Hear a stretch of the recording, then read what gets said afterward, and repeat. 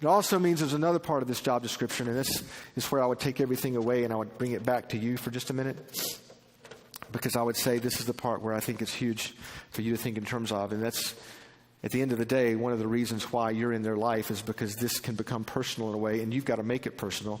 You have this opportunity to be on the front row with kids, and they're going to be watching your life. And I don't say that to put pressure on you, because you're not perfect. You've got your own mess, and you've got your own baggage, and God has called you into leading a group of kids, but God is going to use you because God wants to put your life and your struggles and your, story of restoration and redemption kind of up front so they can see it work out on your life. But that also means that you've got to decide in your life how to make sure you guard your own personal growth and your own spiritual growth and development as well. I don't want to give you a job description and say, as a small group leader, you just do all of this stuff without at least some point, turning the spotlight internally into your own life and go, where and how do I need to continue to grow? So there's some practical applications with that we'll talk about. 2 or 3 things here. Number 1, live in community. What that means is, you have to have community too. You have to be doing faith with other people that are your peers as well. Trust me on this. If you're leading 9 or 4, 5-year-olds in a small group and that's your few, they are not your community. You still need community. You need other adults in your life who can lean into you, where you can dump your baggage in a different way. You don't need to dump all of your baggage into the life of a 6th grade or 7th grade group. They can't handle it. So you need to model what you say you're trying to do with them. And that's why I would say to every person, I would ask the question, where's your community? Where's the few you're doing life with and faith with? And what does that look like for you?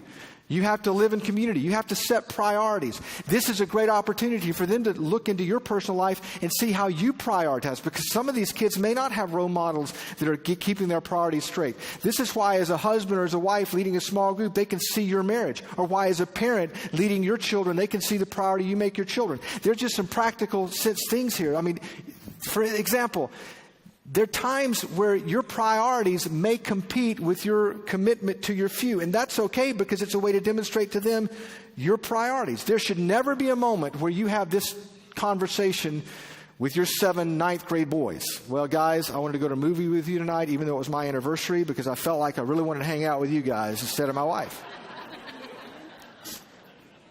No. That sends the wrong signal. I mean, again, it's about making it personal in your own life. It's about being real, being who you are. Can I give you some really good news? I'll give you some really, really good news. You don't have to be cool to lead teenagers. The reason that's good news is because I've met some of you and you're not.